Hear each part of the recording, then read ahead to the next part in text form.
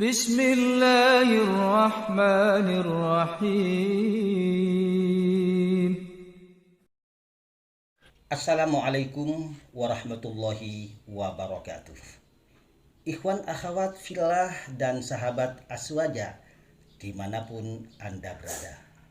Jumpa lagi kita di saluran dakwah dan edukasi keislaman bersama Kalam Santri pastinya.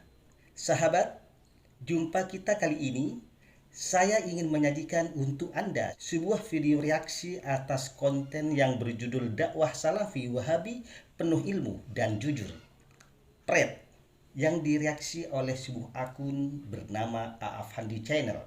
Konten video ini teman-teman juga mereaksi sebuah konten yang berjudul Ada yang baper sama salafi, dakwah dengan ilmu dan jujur, yang dirilis oleh pemilik akunnya yaitu Pak Yunus. Oke sahabat aswaja, dalam video reaksi ini sedikit ingin saya sampaikan tentang profil pemilik akun Aafandi Channel. Nama pemiliknya adalah Gus Ahdi Afandi.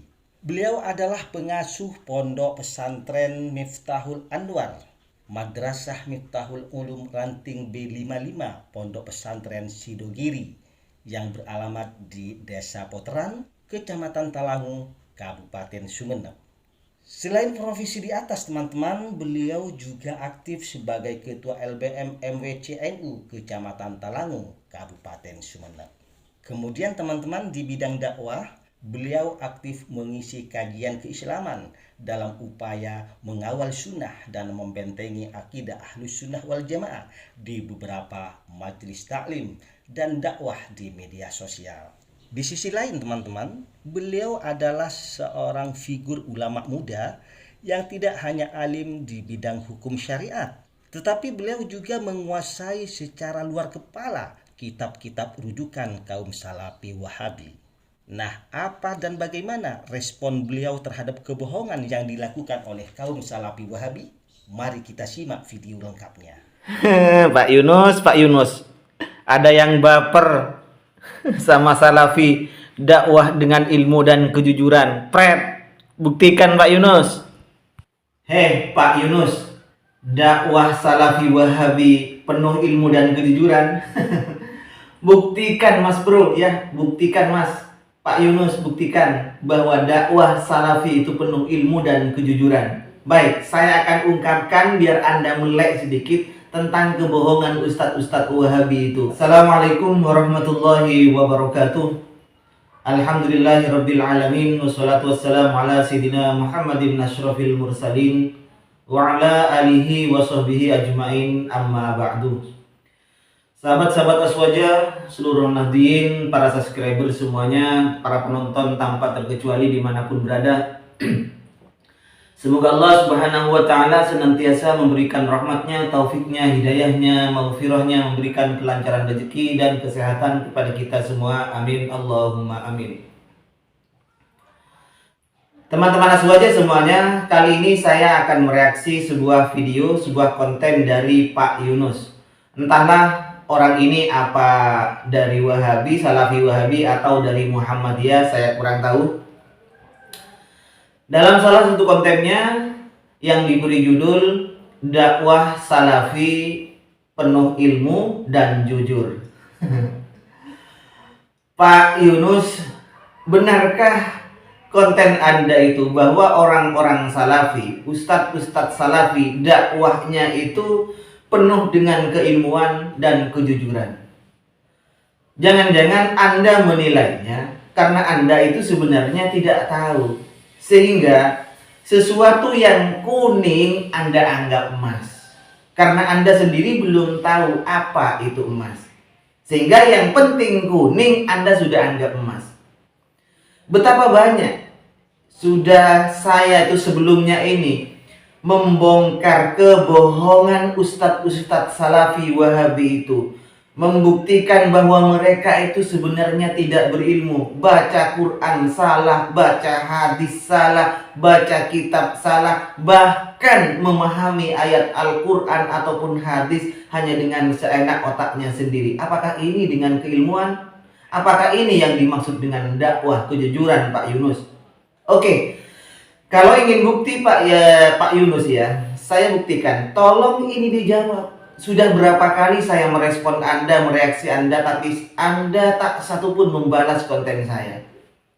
Tolong ini buktikan. Jika memang benar dakwahnya ustadz-ustadz salafi dalam tanda kutip di Indonesia ini penuh dengan keilmuan dan kejujuran, tolong buktikan ini. Yang pertama, ini buktinya saja, bukan sebagian saja ya. Hanya saya sekarang akan membuktikan beberapa kebohongan ustadz-ustadz Wahabi. Di antaranya adalah Pak Abu Haidar. Pak Yunus, Pak Abu Haidar ini pernah ditanya oleh jamaahnya bagaimana hukumnya membaca Al-Quran di kuburan. Apa jawaban Pak Abu Haidar ini? Dia menjawab bahwa membaca Al-Quran di kuburan katanya inilah yang dianggap syirik oleh Imam Syafi'i. Membaca Al-Quran di kuburan, kata Imam Syafi'i, menurut jawabannya Abu Haidar itu adalah ini yang dianggap bisa menyebabkan terhadap kesyirikan. Pertama. Yang kedua, Ustadz Abu Haidar berbohong atas nama ulamanya sendiri Ibnu Baz. Kata Ustadz Abu Haidar ini, barang siapa yang meyakini bahwa bumi ini bulat, tidak percaya bahwa bumi ini datar, maka itu adalah kufur. Tolong itu buktikan Pak Abu Haidar di air. Tolong itu buktikan Pak Yunus. Ini kebohongan Ustadz Anda. Satu, Pak Abu Haidar. Kalau ingin tahu, ini videonya. Apa hukumnya seorang muslim baca Al-Quran di kuburan? Ini yang oleh Imam Syafi'i rahimahullah ditentang keras. Ada sebuah buku kecil, Kutaib, judulnya Asyirku wa Wasailuhu Indal Ulama Syafi'iyah. Nah, silakan itu ya, Pak Yunus, buktikan bahwa apa yang disampaikan oleh Ustadz yang katanya Ustadz Sunnah, Ustadz Salafi Wahabi ini adalah benar. Tolong buktikan Pak Yunus.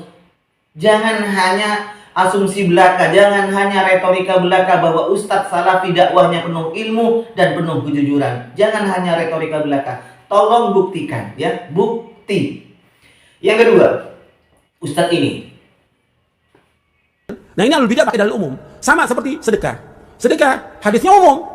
Kapan waktu aja kita disuruh sedekah. Kecuali ada nas yang menyebutkan di situlah tempat barokah. Umpamanya Nabi menyebutkan tentang bulan Ramadan, Syahrul Mubarak, bulan yang diberkahi Allah. Dianjurkan kita banyak melakukan ketaatan, termasuk sedekah. Ramadan. Ada nas, gitu. Secara umum selama Ramadan. Tapi tentang sedekah Jumat nggak ada. Atau dari zaman salafus soleh. Kalau ada, Nabi sudah lakukan. Nabi sudah sampaikan kepada sahabat. Ini Jumat, sedekah, nggak ada nas. Ustadz Yazid Jawas ini pimpinannya Wahabi di Indonesia, sesepuh Wahabi di Indonesia ini, Pak Yazid Jawas mengatakan sedekah hari Jumat itu tidak ada dasarnya. Menghususkan hari Jumat untuk bersedekah artinya menghususkan hari-hari tertentu untuk melakukan amalan tertentu. Ini tidak ada dalilnya. Tidak pernah dicontohkan oleh Nabi, tidak pernah dicontohkan oleh para sahabat. Pak Yunus, saya tantang Anda untuk membuktikan kebenaran Pak Yazid Jawas ini ya. Silakan buktikan. Benarkah yang disampaikan Pak Yazid Jawas bahwa sedekah di hari Jumat, menghususkan hari Jumat untuk bersedekah tidak pernah dilakukan oleh para sahabat Nabi? Ini tantangan saya untuk Anda Pak Yunus. Jangan hanya buat retorika belaka Pak Yunus. Ya. Nah, ini yang ketiga. Mengusap wajah setelah sholat dan setelah berdoa telah dinyatakan bid'ah oleh Imam An-Nawawi di dalam kitab Syarah Sahih Muslim. Nah, itu Pak Yunus. Ustadz Zainal Abidin ini menyatakan bahwa Imam Nawawi katanya membid'ahkan mengusap wajah setelah berdoa dan setelah salam. Ini adalah suatu kebohongan. Bahkan ia berbohong atas nama ulama Imam Nawawi lagi. Katanya Imam Nawawi membid'ahkan dalam kitabnya. Coba ente sebutkan kitabnya. Buktikan, ayo baca Mas Yunus. Pak Yunus ya, baca kitab Imam Nawawi yang menyatakan bahwa Imam Nawawi membid'ahkan orang yang mengusap wajah setelah berdoa dan setelah salam. Buktikan itu.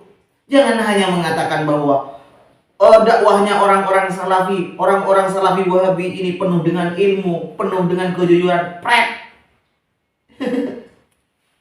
Buktikan dengan kitabnya Imam Nawawi sendiri, ya. Jadi yang ketiga ini dari Pak Abu Haidar Pak Yazid Jawas, dan Zainal Abidin. Cukup 3 saja ini dulu untuk membuktikan kebohongan ustadz-ustadz yang Anda anggap jujur itu. Dia sudah berbohong atas nama ulama, berbohong atas nama imam.